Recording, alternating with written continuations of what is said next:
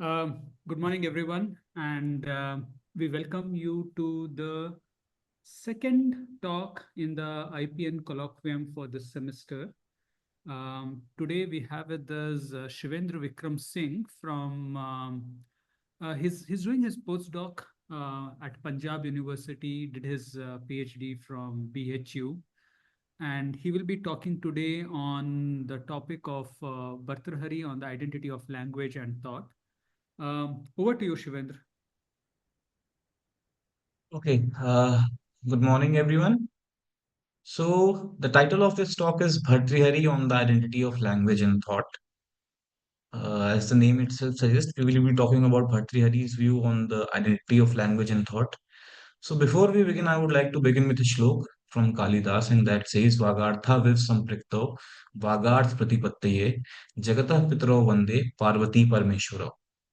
I salute Parvati and Shiv, the parents of the world, who are always in union like words and meaning signify. So, before we begin this whole talk, let me just give you a background of this talk. I will be sharing the paper with you if you want. The title, the paper based on which this talk is, it's been published in Nature, and the title of the paper itself suggests the whole thing. The title was that language is primarily a tool for communication rather than thought. Now, the paper in consideration, it argues this viewpoint that language is a tool for communication based on two fundamental principles. First is that the prefrontal cortex that allows thinking, that allows judgment, that allows reasoning, came the last in evolution. The first was the reptilian brain or the limbic system, and the prefrontal cortex was the last to come in. So this is one argument. Second argument which they give is that there are language networks in the brain, there are communicative networks in the brain, and there are thinking networks in the brain. So when you use language, most primarily for most parts, the network which was associated with communication got lighted up in the MRI scans. So these two empirical evidence, one from empirical sciences, one evidence, and one from evolutionary sciences, these two evidences they give, these two arguments they give, so as to prove that language is primarily a tool for communication rather than thought. So this is the whole background of the talk. Now, before we begin or before we move forward, let us do a little thought experiment. And the thought experiment asks you to think of any thought or belief or concept without language. You can take your time. We will discuss this in the end. We will come back to this thought experiment once we've covered all the topics. So you need to tell me at the end that could you think of any thought, belief, or concept which was there without language? Coming to the whole discourse of the talk, the whole discourse of the talk will be centered around three questions. The first question will be: is language a vehicle of thought? The second question that we are going to address is it different or non-different from thought? And is language confined to articulation? That will be our last question, which we'll be trying to address in this talk. So, before we begin, let us just give out Bhartrihari's viewpoint on this. So, Bhartrihari said that language is concept that flashes. He enunciates the concept of pratibha, which is given in Indian philosophy. And pratibha refers, in Indian philosophy, it refers to non-sensory knowledge characterized by immediacy and clarity. It is supersensuous, transcendental, and form of wisdom that transcends space-time and is free from empirical limitations.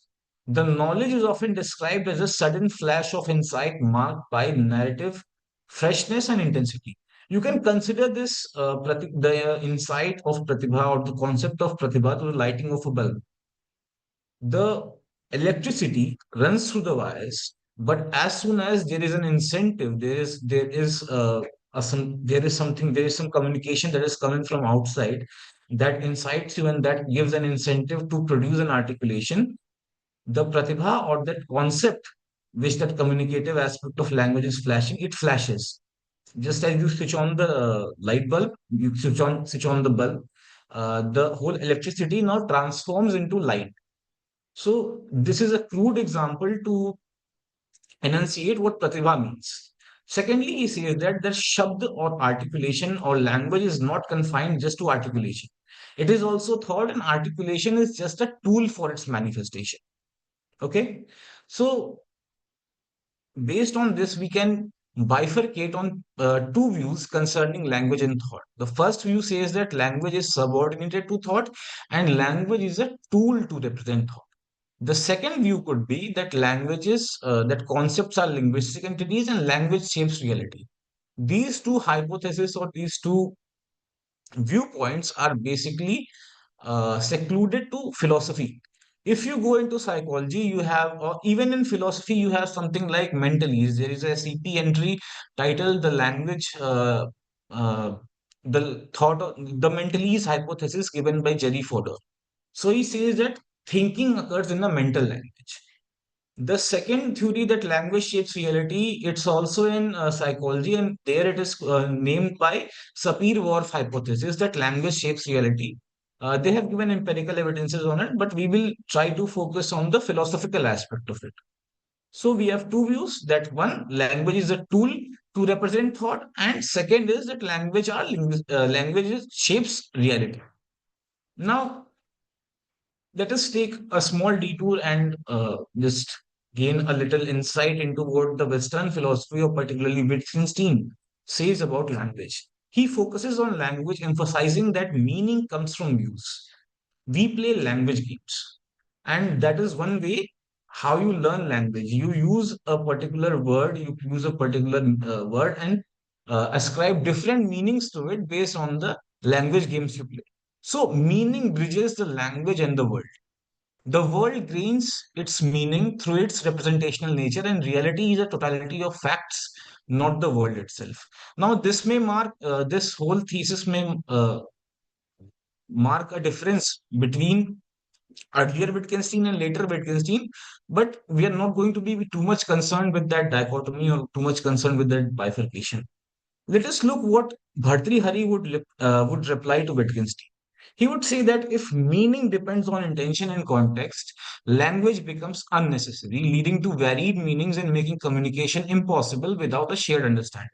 If the meaning constantly changes, then we are not going to have a common operating definition on which we can base our theories. Next, language is the representation and language represents the world. These two statements do not carry the same sense. In the sense that language cannot represent both the world and itself, as representation cannot simultaneously be the represented. Okay, the representation cannot be simultaneously be the represented. Okay, and also it is unphilosophical to believe that our limitations lead us to form belief about the world through language which is simultaneously present to the world and itself. Now, what Bhartrihari says about language, meaning, and representation is that language shapes thought and articulations, or what we'll be further addressing as garbs, they reveal its intelligible nature. Okay. Second, meaning is both a linguistic unit and a cognitive object, forming the basis for constructing logical meaning. If a fact is represented in language, there must also be a fixed fact of what is represented, allowing the relation between representation and the represented. So we need to have conventions. Now, some modern philosophers may argue on this point because Bhartrihari says that the relation between the word and the meaning represented by it is eternal.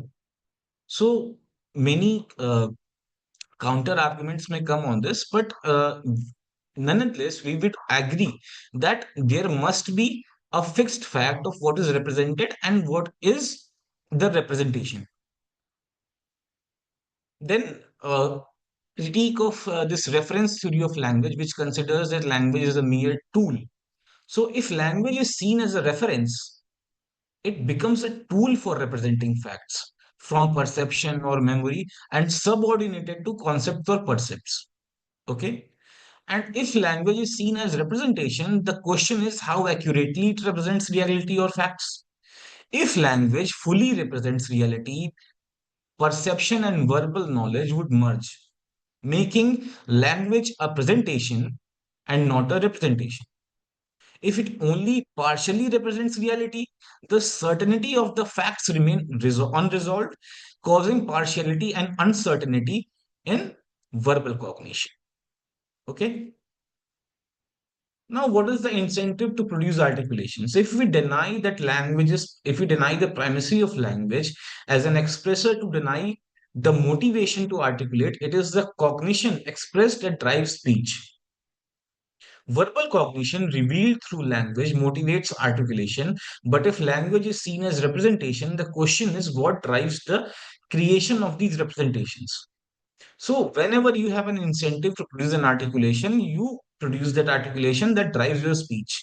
Now, if it were considered that the facts are represented through language, then the question arises that what is the incentive to produce these representations rather than representing the language itself or the thought itself?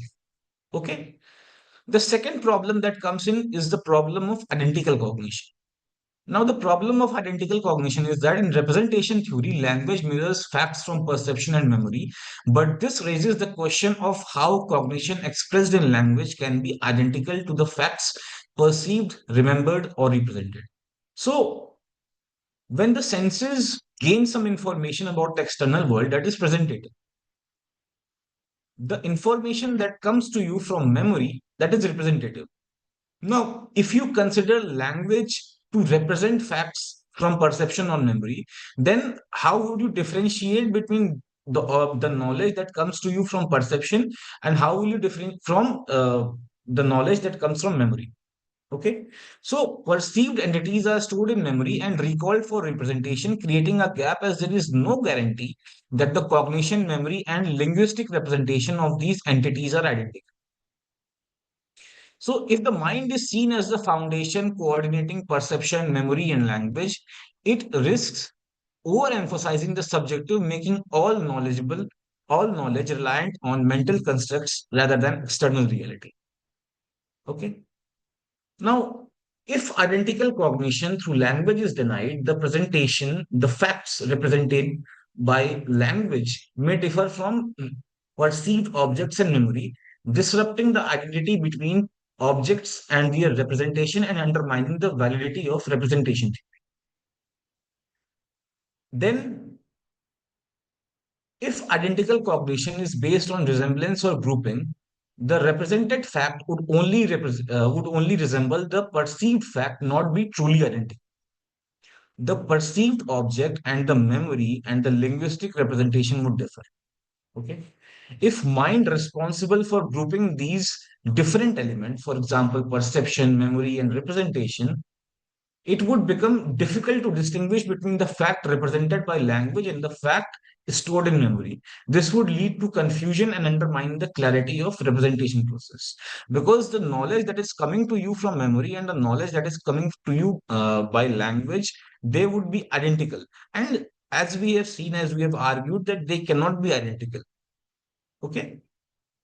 Now, what are the problems if we consider language as reference? Now, those who see language as reference to external entities view it as material marks or noises. So they seclude the whole identity of language, the whole being of language, just to the articulation, which we will be calling as gaps.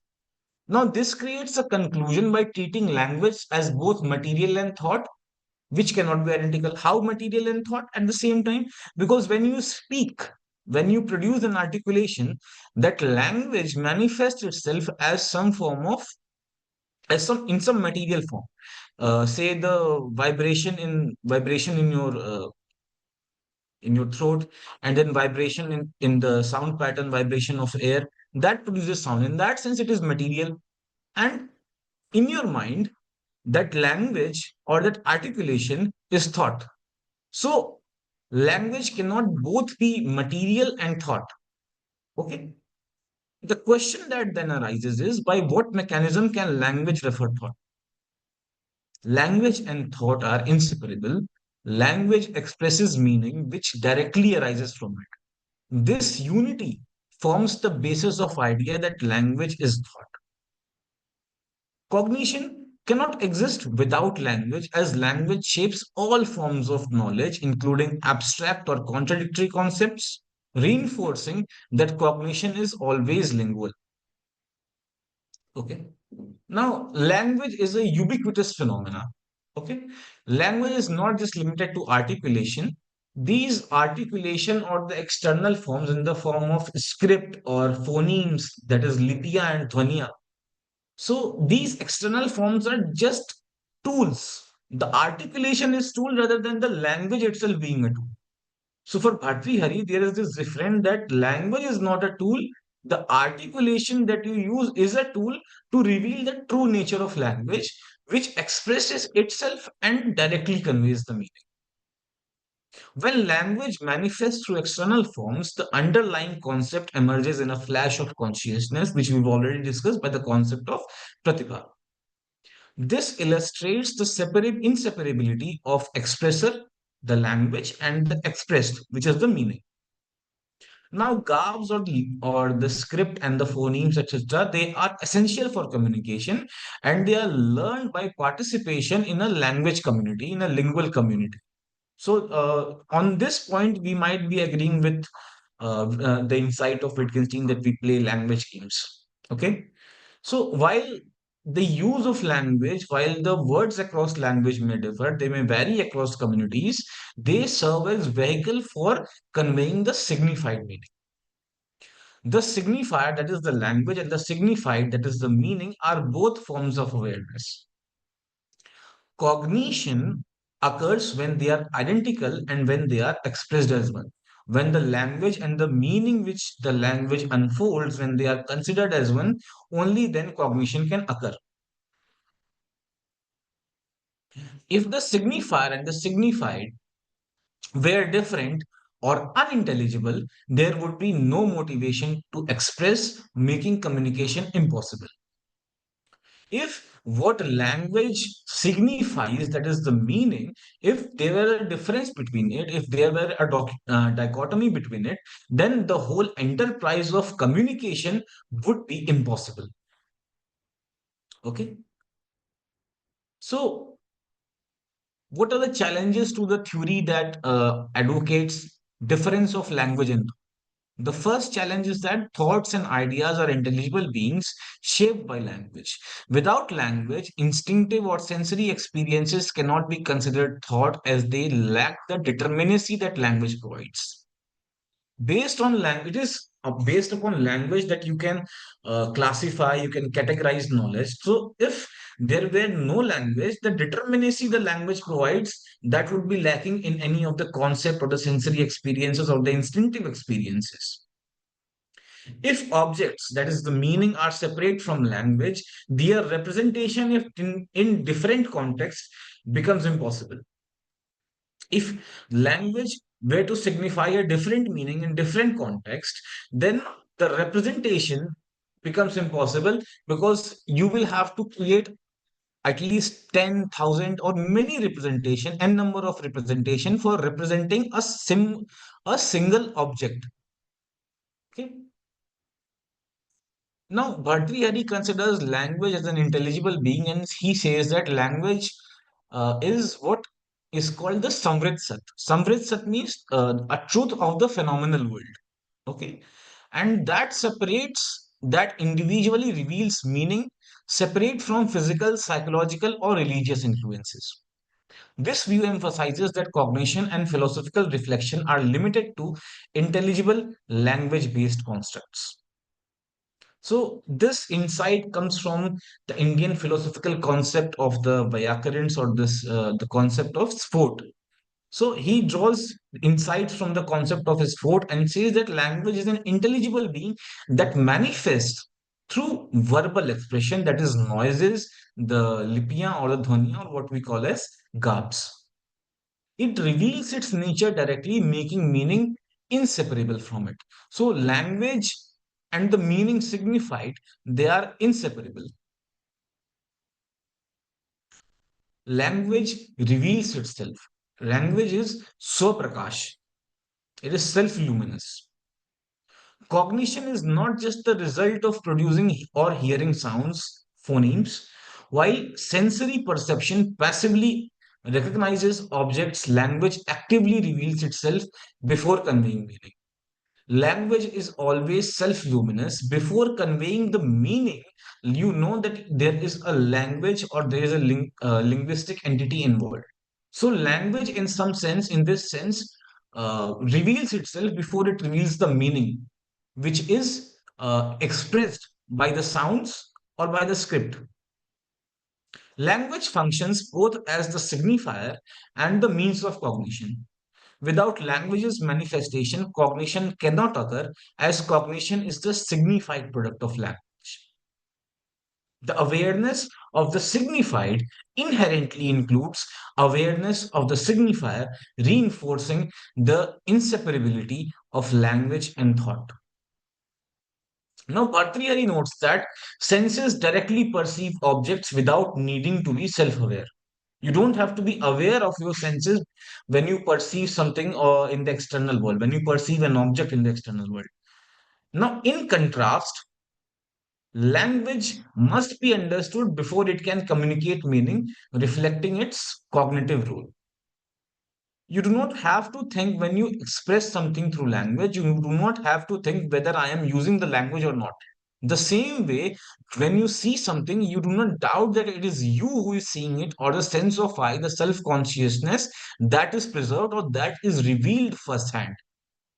So, language that is revealed firsthand before it reveals the meaning. Now, what are some arguments and counter arguments from Indian philosophy?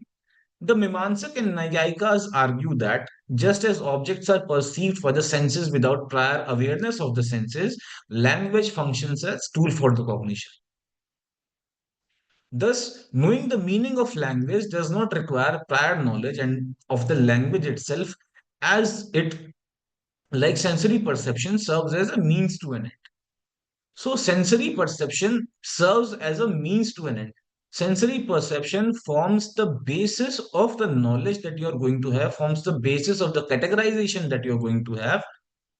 So, in this sense, the Nayayika's view is close to Kant, where they say that concepts without percepts are empty and percepts without concepts are blind. Now, in response to this, Bhartrihari would say that language inherently shapes cognition. Unlike the senses, language reveals its own nature first in the cognitive process, which then leads to the expression of meaning, distinguishing it from the passive role of sensory perception. When you have a particular form of knowledge, then you know that which sense organ was used, which sensory organs were used. On the other hand, language is something different. Language shapes your cognition. It reveals itself first in the cognitive process and then the meaning is expressed. Okay, as compared to the sensory perception forming the cognition. Then also in cognition, the expressor, that is the vachak, must manifest before the expressed meaning can be understood. While sensory data and verbal noises are tools of cognition, language acts as the illuminating force, making both the expressor and the expressed intelligible. Hence, language is a necessary precursor to comprehension. Now, just do a simple experiment.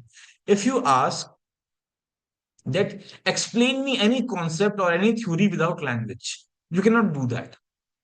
If I ask you to explain the theory of relativity without language, no matter how hard you try, you cannot explain the theory of relativity without language. Hence, language is a necessary precursor or a necessary prerequisite to comprehension. Without language, there cannot be no comprehension. Comprehension and the comprehension comes from cognition. So, this is something our professor back at BHU, he would call the philosophy of Bhartrihari as cognitive holism.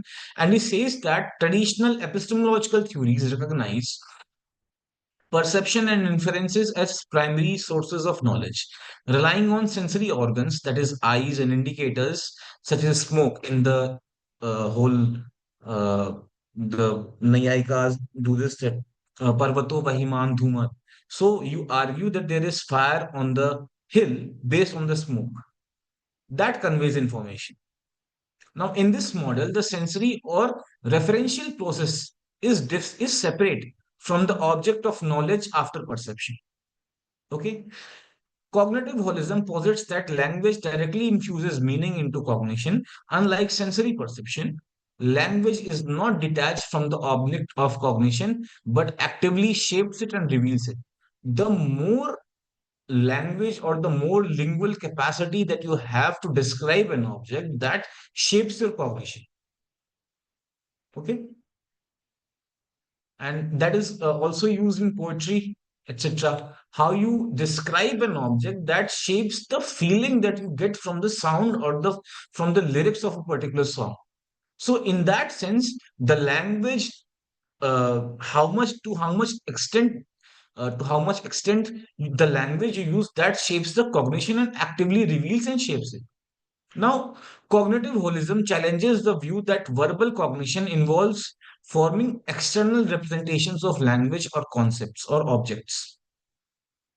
Language and meaning are seen as inherently interconnected and not independent entities. So, language and meaning do not exist apart from each other, they exist in union.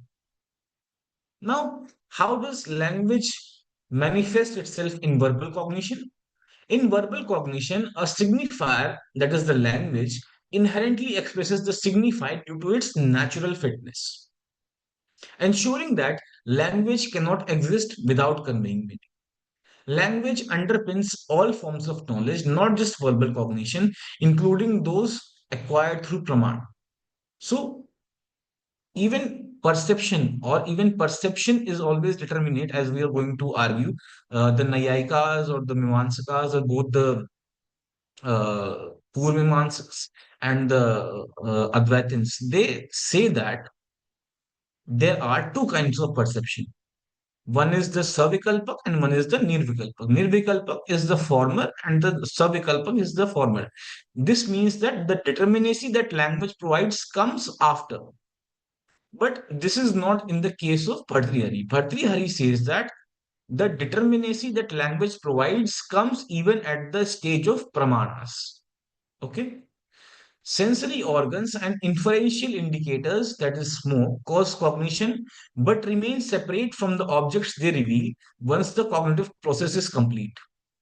In contrast, language remains inseparably intertwined with cognition, continuing to shape understanding even after verbal articulation ends. Knowledge cannot arise from hearing mere garbs. Language as an idea must actively engage in cognition, ensuring that meaning endures beyond the transient articulation of words. Now, what could be some oppositions to the infusion theory propounded by Bhartrihari? The first could be that language functions as a tool to indicate meaning and facilitates cognition, standing apart from what it indicates. Like the sensory organs are separate from the objects perceived. In that sense, the language too could be separate from the object that it reveals. This is first opposition to the infusion theory of Bhartrihari. The second would be that just as sensory organs or eyes are separate from the objects they perceive, thought, language, meaning, or cognition are viewed as distinct. The third objection would be that the repeated use of the word pot to indicate various instances of pot is due to speaker's limitation, not because of an inherent infusion between language and cognition. He says that the opposition would say that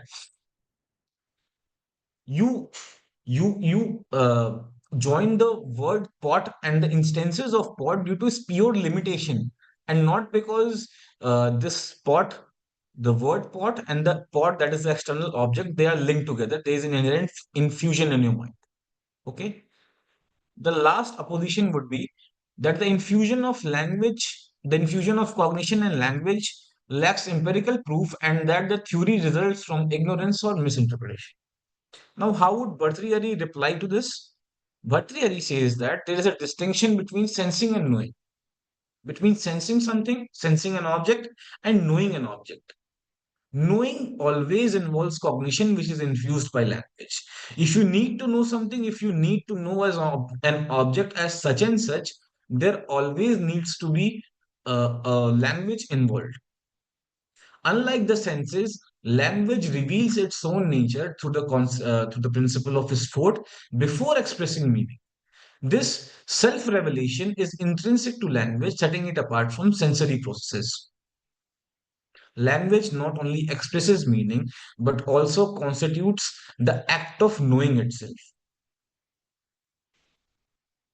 So now Bhartrihari propounds that there is an inseparable link between language and cognition. Discrimination is a fundamental component of cognition. You categorize based on distinctions or discrimination. So, discrimination is a fundamental component of cognition, and without language, there can be no discrimination, or this capacity of discrimination is unattainable. Okay, so this could be one thing. To differentiate between a tree and a bush, for example, one needs more than sensory perception. One also needs verbal means to identify and classify them.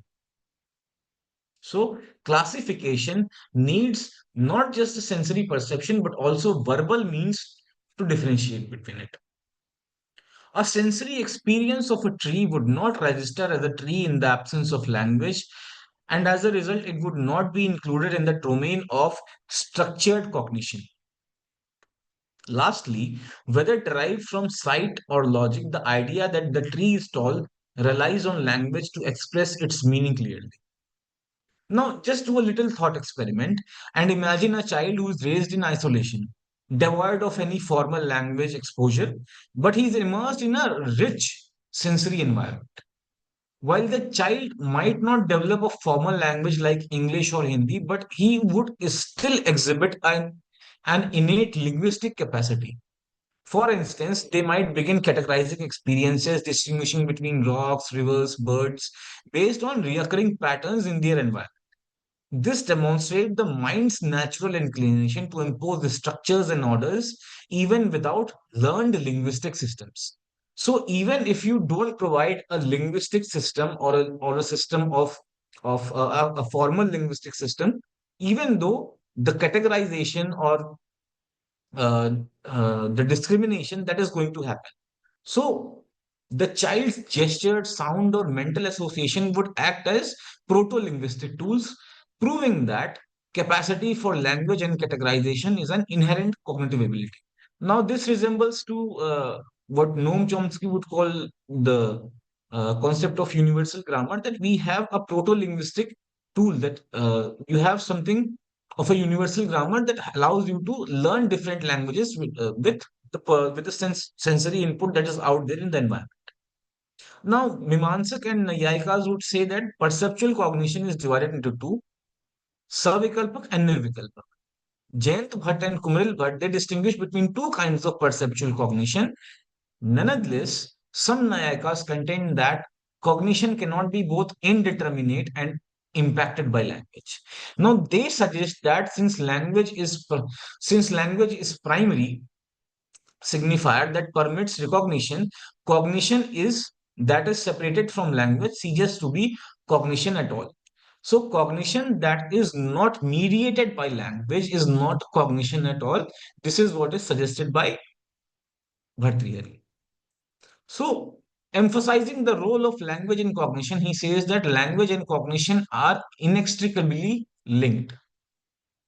In addition to differentiating objects, language offers the conceptual framework required for comprehension and reasoning.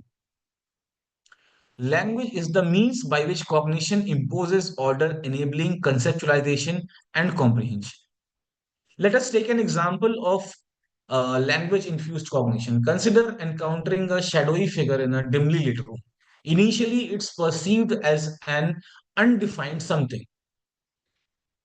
that is an indeterminate cognition. But upon closer inspection, you find that it is a chair, that is the determinate cognition. So, without language, even the vague notion of something would fail to form because that would leave perception without philosophical substance. So, the nirvikalpak perception cannot be an object of philosophical inquiry. Okay. So, how are language and cognition linked? Cognition and language, as the whole hypothesis that we've been carrying through, says that language and cognition are inseparable. The distinction between determinate, that is the savikalpak, and indeterminate cognition is not based on language involvement, as all cognition is fundamentally linked to language. Determinate cognition involves a fully expressed signifier where the meaning is clearly apprehended. Indeterminate cognition occurs when the signifier is partially obscured, leading to vague or incomplete understanding. Language hence plays a crucial role in structuring cognition, illuminating both inferential and perceptual understanding.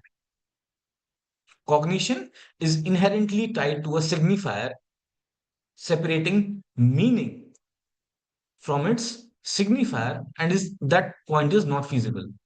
An example, we've seen the example of recognizing something just as it is and something as. So we've done that. Let's move on. Cognition in babies. Now, newborns, they exhibit behaviors such as crying, sucking, vocal vibration. Now, all these are driven by incentives. They are driven by the need or desire. So, this indicates that there is a cognition of desire. Now, newborns cannot be taught conventional language, but their cognition must still be infused by an inherent form of language. Denying this infusion implies that denying we deny the cognition in newborns, which contradicts observable facts. Despite this inability to speak or hear, the deaf and mute experience cognition as mental flashes or thoughts.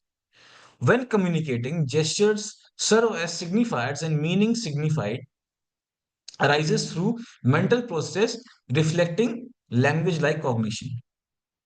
This reinforces the holistic view that language transcends sensory experiences and conventional meaning, manifesting even in non-verbal forms of awareness.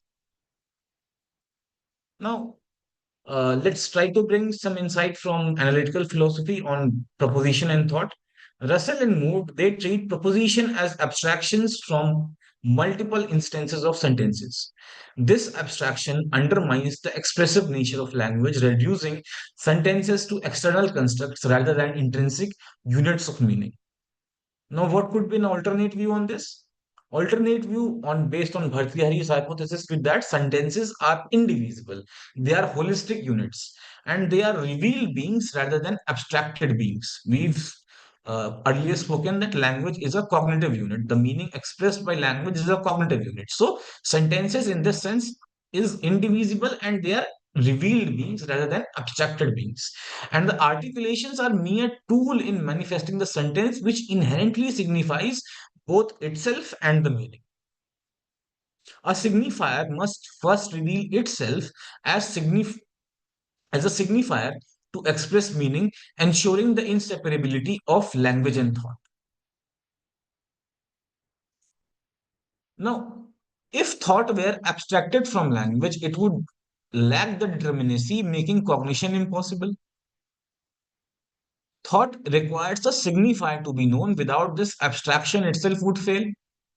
Then proposition cannot signify meaning if they do not signify themselves as signifier first. Now, this highlights that the cognitive and logical inconsistency in treating proposition as mere abstractions. Signifiers or the vachik are beams of awareness, not abstract external instances. Even verbal garbs or the articulation are grounded in convention, not abstraction. The proposition does not function as an abstraction but as a foundational being, revealing meaning non differently. There is no need to treat proposition as abstracted. They are intelligible beings that express meaning directly. To treat propositions as abstracted leads to unnecessary metaphysical assumption and underestimates the revealing power of language.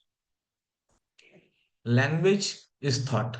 Language does not simply infuse thought, it is thought itself, making the foundation making it foundational in the cognitive process. The expressive nature of language that also applies in cases where it is used for designation or reference or representation. Even in these cases, the power of language to reveal meaning remains central, and its ability to express meaning is fundamental basis for understanding. Can we separate language and thought? If we were to do so, or if language and thought were different, using language to clarify thought would be contradictory and aimless, rendering philosophical analysis meaningless. Philosophical analysis would be pointless if language and thought are assumed to be separate, because they would not serve as tools for mutual clarification. From the perspective of the expressor, language is the thought object, and from the perspective of the expressed, it is meaning. Language is infused with meaning, and it is not a mere tool but a determinate concept that is inseparable from the flash of consciousness, that is the pratibha. The act of cognition, which is the core of philosophy, relies on non difference between language and thought, making it central to the philosophical method of analysis.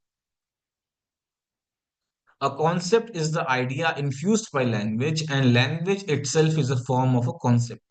Without language, a concept cannot flash or exist, as it lacks the medium through which it is to be manifested or understood. So, if you do not have a concept, if you do not have a language to express a concept, that concept itself would not flash into your mind.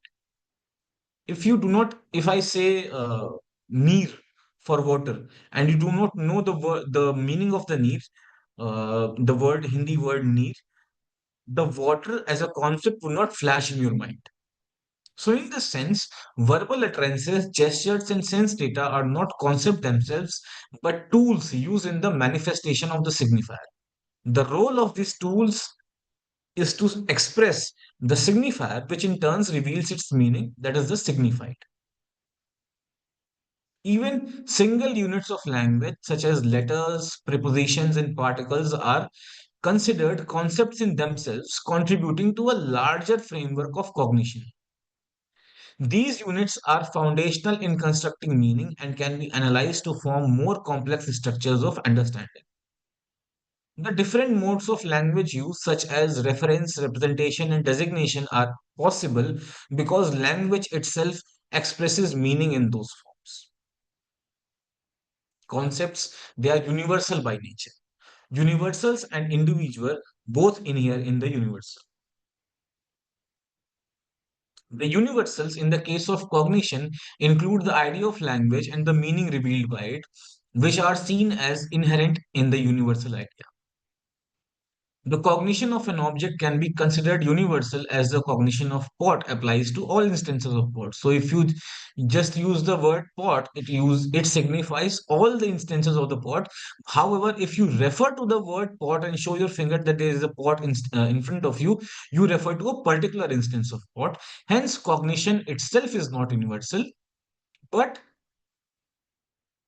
concepts, they are universal. If cognition were universal, it would be an object of cognition, but knowledge is not an object in itself. Now, Bhartrihari's views on language and cognition. Knowledge is not a separate or external object within cognition. While cognition's knowledge, the subject of thought, can be philosophically reflected upon, knowledge itself does not appear as an object. Cognition cannot be simultaneously an object of itself and the process of knowledge. There is a distinction between the idea of cognition, what is being cognized, and its self awareness, the awareness of the cognitive process itself. And lastly, knowledge cannot be treated as an object within cognition, as it cannot be cognized in the same way that objects or concepts are. To conclude this whole thing, language, Bhartrihari's theory posits that language and thoughts are infused together, and this is a philosophically sound theory, offering a coherent framework for addressing complex issues in language study, such as expression, relation, translation, and analysis. If a thought is isolated from language, it loses its philosophical significance. This theory underscores that cognition is always determinate because it is always infused by language. Language shapes cognition. It is through language that thoughts acquire determinacy. Thoughts, which are objects of philosophical reflection, only have significance because they manifest through language. The infusion of language and thought means that language and meaning, signifier and signified, are inseparable and are the core objects of philosophical inquiry. They are intelligible beings contrasting with external or material reality. Now, expressions in language can present an object as an agent and vice versa, reflecting the flexible and dynamic nature of language in shaping thought and cognition. Thus, studying language, using language is not possible but essential, is not only possible but essential, as language provides the framework through which thoughts are formulated, expressed, and understood. Activities like reading, writing, analyzing, interpreting, and translating are all seen as cognitive activities because they are based on the foundational role of language in shaping and determining thought. These activities are cognitive processes precisely because they involve the manipulation and the understanding of language as a medium of thought. Language determinates thought, meaning that there is no meaningful thought isolated from language. Language is not merely a vehicle for expressing pre existing ideas, but is constitutive of thought itself. So, now I would like to finish this talk with a shlok from Bhartrihari's Vakyapadi, which says that na sovasti pratyo loke na ya shabdanugamrite anuvidmiv jnanam sarvam shabden bhaste. There is no cognition in the world in which word does not figure. All knowledge is, as it were, intertwined with the word. Thank you. Thank you, Shivendra, for this talk. So I invite the participants now to, yeah, so we have Krishna. Krishna, please go ahead. Uh, Hi. Hi. I just had a. I'm going to maybe ramble a bit, but some clarificatory questions and comments. Um, and so I was wondering, you seem to think, or rather, Barthelemy seems to think that indeterminate cognition is yeah. I mean, sorry, cognition without language is indeterminate. But there can also be non-conceptual cognition, which is without language but determinate. Yeah. So, do you have anything to say about that, and what Bhattacharya would say about, non-conceptual content, which is can be determinate and which can also be used to know things about the world, though even though we can't grasp it through language. And to answer. Yeah. Anyway, that's it. Thank you. So I couldn't figure out your question. However, what I could understand was that, see, Bhartrihari says that, see, there could be non-conceptual awareness about an object, that is the nirvikalpak perception, but that is not an object of philosophical inquiry, because the determinacy that you need for a philosophical inquiry to take place, the determinacy up, happens only where there is a language involved in a particular cognition. If there See, the Nayayikas, the Vedantists, they all say that there is a nirvikalpak perception when it is you recognize something at just as idant or thisness. Yeah. But that is not an object, that cannot be an object of philosophical inquiry, because all philosophical inquiry depends on structures of language.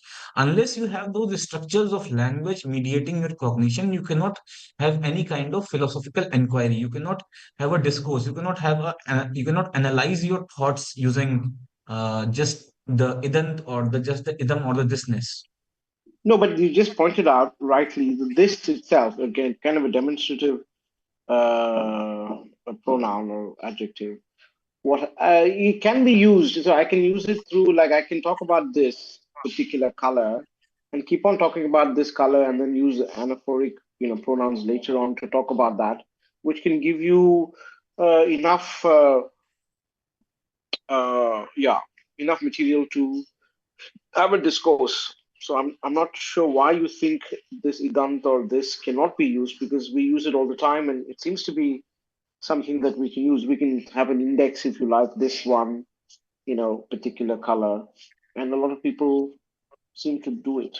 You know, and also the other point is, it seems to be like, I see where you're coming from, but people might make the opposite argument, which is that even if it these kinds of words helps us identify different things, say different shades of color, let's say. Now, the word itself is actually going to be not very determinate, because it can't tell me exactly the specific shade of color, because there are so many shades of color, and then you're using a very crude instrument to capture something that is very fine grained, like different shades of color. So therefore, in a way, language is not helping, is something people might say. Yeah, I just want to know if Bhartrihari would have something to say about that. If you were just discussing about something as this without ascribing a linguistic recognition to it, then you would be just limited to the ostensible definition of it. You would all the time be pointing at it, that this. You could not, suppose you see a color in your room, you have a friend in your room, and you point that this color looks interesting, or this color is something I like, and I would like to have it for say my car seats. But the instance you go out and try to tell your car dealer to say that I want my seat to be of this color, you have to tell him that the color, that thisness which I perceive was of this color, and it is this color which I want to be the color of my seats. So you need a determinacy that language provides to discuss it, else the whole philosophical endeavor of inquiry would just be secluded to ostensible definition. You would constantly be just pointing it out. Um, but then, what about self awareness and things like that, which seems to be, at least at least it's a controversial issue, but at least for some people, people would say self awareness is something that is not necessarily completely capturable through just the word I. I mean, everybody uses the word I, but everybody uses it in a different way. So, uh, but it seems to work. So we use the same word I, and they all denote different things, and it seems to work. And also, it doesn't seem to capture all the things that are going on, or we have a sense of our subject which is, say, incommunicable or non-conceptual. I mean, that Self-conscious Bhartiya have something, yeah, self-awareness or self-consciousness something like that. Yeah. self-consciousness in most Advaitin philosophy, or in most non-dualistic philosophy, is self-revealing. Before you say that it is I, when you say that it is I who has seen this object or who has seen this color, you are uh, accepting the existence of a perceiver before you say that something is perceived.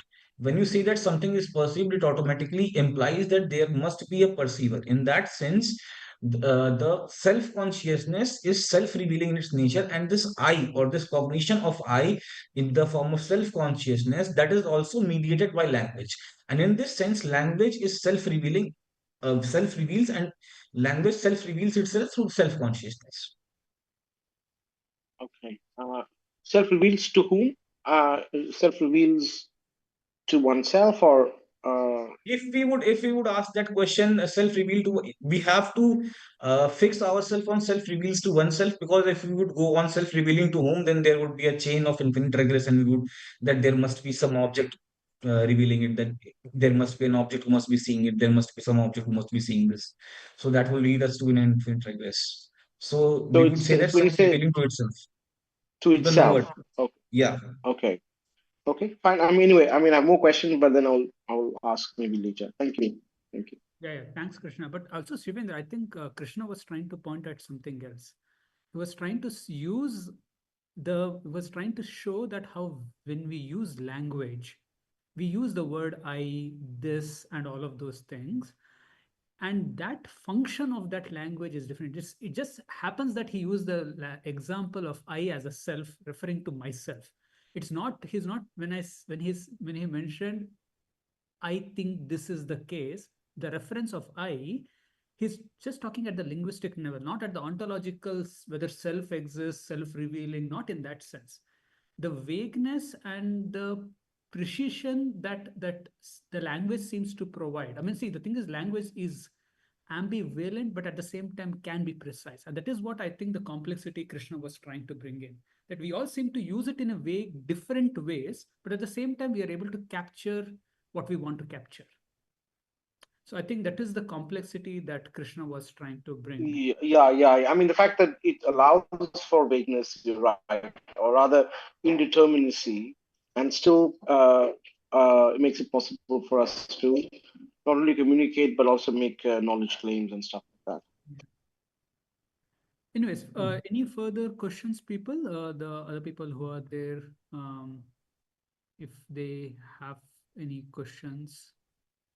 By the time they warm up to ask you questions, Shivendra, just one feedback that I have, two feedbacks that I have, is that, like, say, the first feedback is that I felt that, like, say, each set of slides could have been a paper in itself.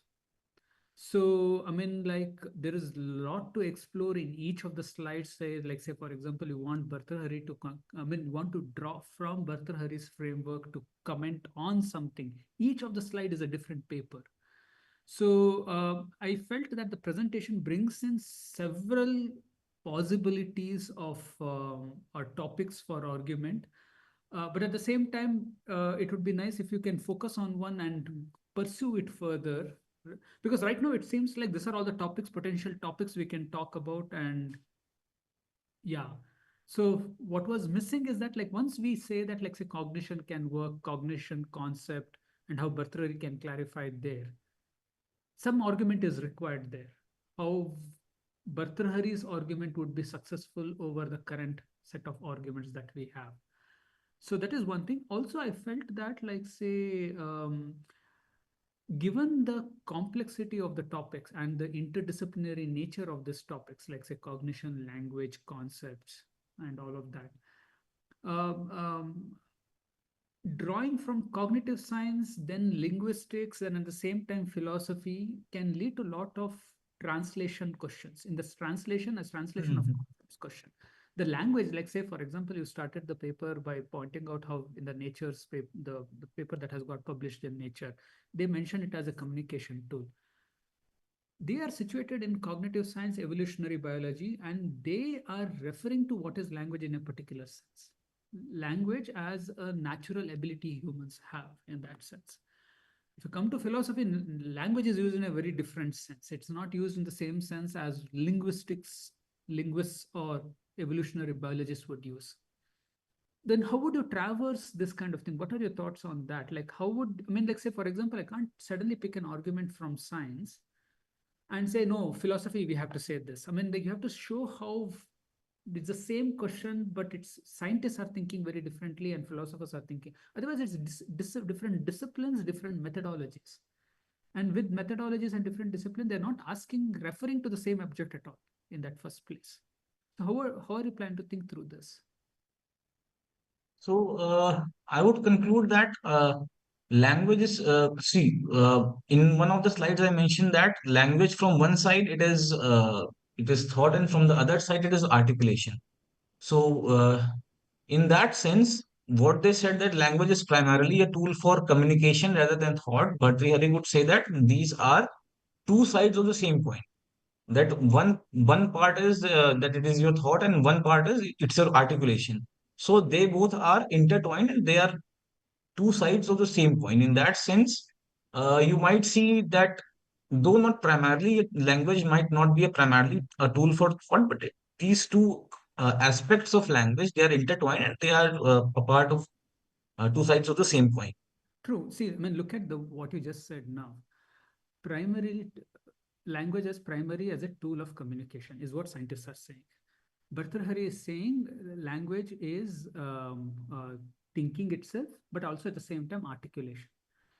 Now you have to then show how articulation is it how it is connected to communication, which is very different thing. Articulating need not be a communication at all. I can think for myself without communicating with others what am I thinking. So that gaps and all needs to be fleshed out. Otherwise, we seem it is connecting, but it's no, there is a lot of gap there. The communication, language as communication, as said by scientists, and Bhartrhari as language as articulation, very two different things. Okay, so I felt that like No, if no, you I polish, completely get your point. I appreciate your point and thank you for your feedback. Sure. yeah. Okay, sure. Tarani, you want to go next? Yeah, thanks so much. I had a couple little questions. One had to do with the way you use the idea of pramana earlier on in the talk. So later, towards the end, you distinguished between the purpose language serves for the speaker and the listener. Earlier on, you seem to, I mean, because language is never pramana for the speaker, right? It's only pramana for the hearer. And I wasn't sure if that distinction was clear in the early part of your talk. My other question has to do with, I mean, I only asked this because you talked about some early Indian interlocutors. You don't have to care about the Buddhist Pramanavadins, but if you're talking about the Mimamsakas and the Naiyayikas, it seems to me that the shift between, I mean, there's a couple things there, right? One, for Dignaga, Pratyaksha is Kalpanapodha, it is devoid of conceptualization. When we come down to Dharmottara in the Nyayabindu Tika, he kind of makes this frankly quite radical shift and starts talking about how even, which is kind of, which speaks to your point, which is that even Pratyaksha, even the Nirvikalpaka Pratyaksha, must have adhyavasaya, determination, in order to operate as pramana. However, there is this idea within like in Dharmakirti and in Dharmottara, of cognitions that are fit for language but may not be linguistic. And they give the example of sort of babies reaching for milk and things like that. And I guess my last point kind of speaks to the previous question also a little bit, which is that, like, Bhartrhari's Spota, for example, doesn't seem, and I mean, I don't know contemporary philosophy at all really, but doesn't seem to me to speak. Could you talk to me a little bit about how Spota connects with the understanding of language in contemporary philosophy? Okay. This fourth theory advocates that language expresses itself as an intelligible being, and language, in that sense, or the being expressed by language is a phenomenal is a phenomenal truth. What you call as samrit sat. In one slide, I mentioned that language is an intelligible being. Language is a samrit sat. So in that sense, Bhartrihari advocates the avachedvadin view that in just take an example. See, there's the same electricity is running through all the wires, but based on which appliance you plug to a particular switch and which switch you get on, that manifests the kind of uh, operation you're going to get by that particular electricity. If you switch on a plug to it, you get that kind of application through that. Or if you switch on a juicer, you get that kind of application. So in that sense, they advocate the Avachedvadin, Bhartrihari advocates the Avachedvadin theory, but I am not pretty sure how it might connect with contemporary linguistic theories. Okay, thank you. Okay. So, are there any other further questions? Okay, looks like we don't have. Anyways, thanks, Shivendra, for taking out time and presenting your work. And hope to see everyone else in the next week's colloquium. Thank you for pointing out my inadequacies. I will definitely No, look yeah, into yeah. that. We'll be No, no, glad to I see will your work. definitely look into that. I appreciate your feedback. Thank you. Thank you. Chalo, bye. Bye.